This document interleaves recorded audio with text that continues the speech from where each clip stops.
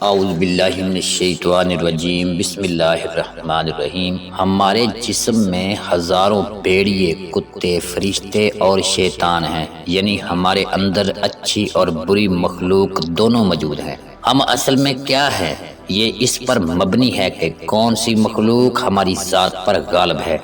یہ بالکل اسی طرح ہے کہ جب سونے کی مقدار تانبے سے زیادہ ہوتی ہے تو وہ تانبے کی بجائے سونا بن جاتی ہے۔ یعنی اگر حیوانوں کی صفات جیسے غصہ، نفرت، حسد، بے حیائی وغیرہ ہم پر غالب ہوں تو ہم بھیڑیے شیطان میں، اور اگر فرشتوں کی صفات جیسے محبت، درگزر، رحم، انکساری، حیا وغیرہ ہم پر غالب ہوں تو ہم فرشتوں میں سے ہیں۔ ہمارا وجود در حقیقت ہماری سوچ ہے، باقی تو صرف ہڈیاں اور گوشت ہیں۔ اگر تمہاری سوچ گلاب سے ہو تو تم گلستان ہو، اگر تمہاری سوچ کانٹا ہے تو تم چوہے کا ایندھن ہو۔ یعنی انسان کی سوچ ہی اس کی اصلی شخصیت ہے۔ اگر انسان کی سوچ نیک اور مثبت ہو تو وہ اچھا انسان ہے، اور اگر اس کی سوچ شیطانی اور منفی ہو تو وہ برا ہے۔ کسی انسان کی اصلی حقیقت کا اندازہ اس کی سوچ سے لگایا جا سکتا ہے۔ انسان اپنی زبان کے پیچھے چھپا ہوا ہے۔ زبان روح کے دروازے پر لٹکا ہوا پردہ ہے، جب ہوا چلتی ہے تو پردہ ہٹتا ہے۔ یعنی جب تم بولتے ہو تو معلوم ہوتا ہے کہ اس گھر میں کیا ہے، کیا وہاں سونا اور خزانہ ہے یا سانپ اور بچھو ہے۔ یعنی انسان کے الفاظ اور بولنے کا انداز سے اس کی اصلی شخصیت سامنے آتی ہے۔ جیسے انسان کی زبان سے اچھی باتیں جیسے شکر، الحمدللہ، اللہ اور رسول کی باتیں، نرمی، صلاح اور حکمت وغیرہ کی باتیں نکلتی ہیں، جبکہ برے انسان کی زبان سے بری باتیں جیسے غیبت، چغلی، جھوٹ، گالیاں، طعنے وغیرہ کی باتیں نکلتی ہیں۔ اس لحاظ کے اس الفاظ کے ذریعے انسان کی اصل حقیقت کو جانا جا سکتا ہے۔ دنیا کی مثال ایک درخت کی سی ہے اور ہم کچے پھل کی طرح ہیں۔ جس طرح کچا پھل درخت سے زور سے چپکا رہتا ہے، اسی طرح ہمارا دنیا سے شدت سے دل لگانا اور چپک کے رہنا کچا ہونے کی نشانی ہے۔ یعنی جیسے پکا ہوا پھل خود ہی درخت سے گزر جاتا ہے، اسی طرح جو روحانی طور پر پک جاتے ہیں ان میں دنیا کی محبت اور خواہشات نہیں رہتی، جبکہ جو روحانی طور پر کچے ہوتے ہیں وہ انسان کی محبت میں گرفتار رہتے ہیں اور کچے پھل کی طرح دنیا کو چھوڑتے ہی نہیں۔ انسان کی اصلی غذا اللہ کا نور ہے۔ جانوروں کی خوراک اس کے لیے نامناسب ہے۔ جو خوراک ہم کھاتے ہیں دراصل وہ ہمارے جسم کی نشو و نما کرتی ہے، روح کی نہیں، جبکہ ہمارا وجود حقیقت میں روح ہے، جسم نہیں۔ اس لیے بہت زیادہ جسمانی خوراک ہمارے لیے مناسب نہیں۔ ہماری روح جو ہمارا اصل وجود ہے، اس کی نشو و نما کے لیے ہمیں اللہ کے نور یعنی اللہ کے ذکر اور اس کی یاد اور قرب کی ضرورت ہے، نہ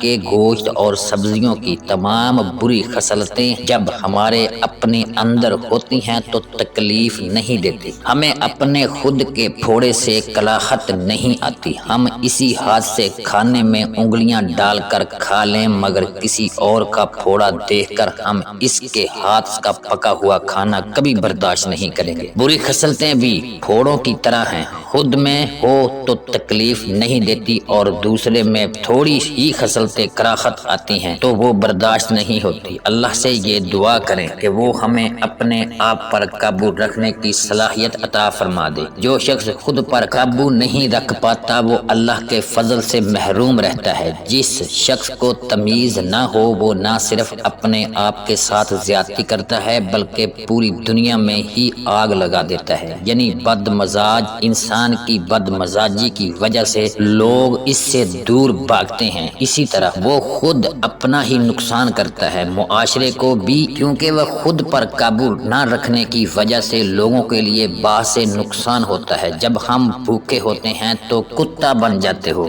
تم وحشی بدخلاق بن جاتے ہو، جب تم پیٹ بھر کر کھاتے ہو تو مردہ بن جاتے ہو، تمہاری سمجھ بوجھ ختم ہو جاتی ہے تو تم کبھی مردہ ہو کبھی کتے، تم شیرو یعنی اللہ کے دوستوں کے راستے پر اچھی طرح کیسے دوڑو گے؟ جان لو کہ شکار کرنے کا واحد سبب کتا یعنی نفس ہے، اس کتے کو ہڈی ڈالو مگر کبھی کبھی، کیونکہ جب کتا پیٹ بھر کر کھاتا ہے تو باغی ہو جاتا ہے اور شکار کرنے کے لائق نہیں رہتا، یعنی اللہ والوں کے راستے پر چلنے کے لیے بہت محتاط طریقے سے خوراک لینا چاہیے تاکہ نفس نہ تو طاقت کے سبب باغی ہو جائے اور نہ ہی کمزوری کے سبب سست پڑ جائے اور اللہ کی فرما برداری نہ کر پائے۔ کم کھانا ہی نفس کو صحیح طریقے سے فرما بردار بنا سکتا ہے۔ ایک آنکھ والا انسان وہ ہوتا ہے جو صرف حال ہی میں دیکھتا ہے، حیوانوں کی طرح آنے والے وقت سے غافل، دونوں آنکھوں سے انجام اور آغاز دونوں کو دیکھ لو۔ خبردار، لعنت کیے گئے شیطان کی طرح ایک آنکھ والے مت ہونا، یعنی شیطان نے نافرمانی کرتے وقت یہ بہت سوچا کہ اس نافرمانی کا انجام کیا ہوگا۔ اس طرح انسان کو کوئی بھی کام کرتے وقت اس کے انجام کے بارے میں ہر صورت میں سوچنا چاہیے۔ کوئی بھی کام سوچے سمجھے بغیر اور اس انجام کا اندازہ لگائے بغیر کرنا حیوانوں کی صفت ہے۔ عقل مند انسان ہر کام کا انجام پہلے ہی دیکھ پاتا ہے، اس لیے وہ ہر قدم سوچ سمجھ کر اٹھاتا ہے اور نقصان سے محفوظ رہتا ہے۔ دنیا کی خوشامد اور منافقت میٹھا نوالا ہے، اس کو کم مقدار میں کھاؤ کیونکہ یہ نوالا آگ سے بھرا ہوا ہے۔ تعریفوں کی کثرت کی وجہ سے فرعون بنا، نرمی کے ساتھ طریقوں کی کثرت کی وجہ سے فرعون نہ بنو۔ نرمی اختیار کرو، حکم چلانے والے مت بنو، جہاں تک ممکن ہو غلام بن کر رہو، بادشاہ مت بنو، تکلیفیں برداشت کرو، گیند بن کر رہو، بلہ مت بنو۔ یعنی خوشامد بظاہر بہت اچھی چیز لگتی ہے مگر در حقیقت یہ بہت بری چیز ہے جو انسان کو فرعون بنا دیتی ہے۔ سخت حکم چلانے والا اور متکبر انسان جو خوشامد کا عادی ہو جاتا ہے وہ فرعون کی طرح بن جاتا ہے، اس لیے نرمی اور عاجزی اختیار کرنا لازم ہے۔ تکلیفیں برداشت کرنا تکلیفیں دینے سے بہتر ہے۔ عاجزی اور درگزر اختیار کر کے انسان تکبر کے بڑے گناہ سے محفوظ رہ سکتا ہے۔ بیکار لوگوں کی طرف راغب ہوتے ہیں جو آگ کے بنے ہیں، آگ والوں کی طرف مائل ہوتے ہیں، جو نور کے بنے ہیں وہ نور کی طرف راغب ہوتے ہیں، یعنی ہم جیسے ہیں ہمیں ویسے ہی لوگ پسندیدہ ہوتے ہیں۔ اچھے لوگ اچھے لوگوں کے ساتھ کو پسند کرتے ہیں اور برے لوگ برے لوگوں کو پسند کرتے ہیں۔ سو ہماری رغبت سے ہماری اپنی شخصیت کا پتہ چلتا ہے۔ خوش نصیب ہیں وہ شخصیت جو اپنی کوتاہیاں دیکھ سکے اور اگر کوئی اس کو اس کی کوتاہی ہو کے بارے میں بتائے تو اس کو خوش دل سے قبول کرے۔ اکثر لوگ اپنی برائیوں کو دیکھ نہیں پاتے اور اگر کوئی ان کی نشاندہی کرے تو اس سے ناراض ہو جاتے ہیں، جبکہ جو شخص ہمیں ہماری کمیاں اور کوتاہیاں بتائے اس کا شکر ادا کرنا چاہیے کیونکہ وہ ہماری دنیا و آخرت دونوں سنوار رہا ہے۔ دھوکے بازی اور گنا پروری میں تمام آدمیوں سے بدتر یہ آدمی ہے جو میرے اندر ہے۔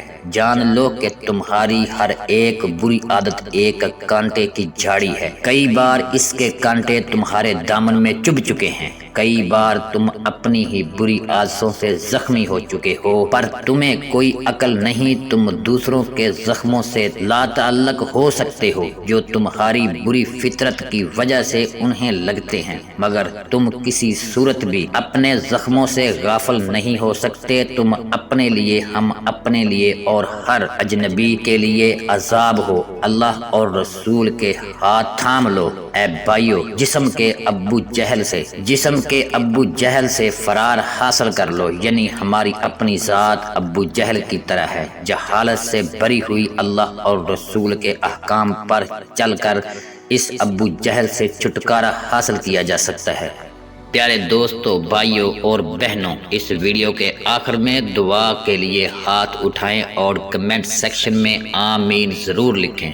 یا اللہ آپ میری امید نہیں میرا یقین ہو، یا اللہ میرے دل کو منافقت سے، میرے عمل کو دکھاوے سے، میری زبان کو جھوٹ سے اور میری آنکھوں کو خیانت سے پاک کر دے۔ ہم آزمائشوں میں گرے ہوئے ہیں، یا اللہ تو ہماری مدد فرما اور ہمیں ہماری آزمائشوں سے نجات فرما اور ہماری آزمائشوں کو راحتوں میں بدل دے، آمین ثم آمین۔ دوستو، پیارے بھائیوں اور بہنوں، جانے سے پہلے ہماری آج کی اس ایمان افروز ویڈیو کو اپنے دوستوں کے ساتھ شیئر کریں، لائک کریں اور سبسکرائب کریں۔ جزاک اللہ۔ پیارے دوستو، ہم یہ امید کرتے ہیں کہ آپ کو ہماری آج کی ویڈیو پسند آئی ہوگی۔ اگر آپ کو ہماری آج کی ویڈیو پسند آئی ہے تو سب سے پہلے اس کو لائک کریں اور اپنی رائے کا اظہار کمنٹ سیکشن میں لازمی کیا کریں۔ اور آخر میں آپ سے ایک بار پھر درخواست کرتے ہیں کہ ہمارے انمول کلام چینل کو سبسکرائب کریں، لائک کریں اور ساتھ ہی لگے گھنٹی کے بٹن کو کلک کریں تاکہ آپ کے پاس ہمارے آنے والی مزید ویڈیو کا نوٹیفیکیشن بر وقت ملتا رہے۔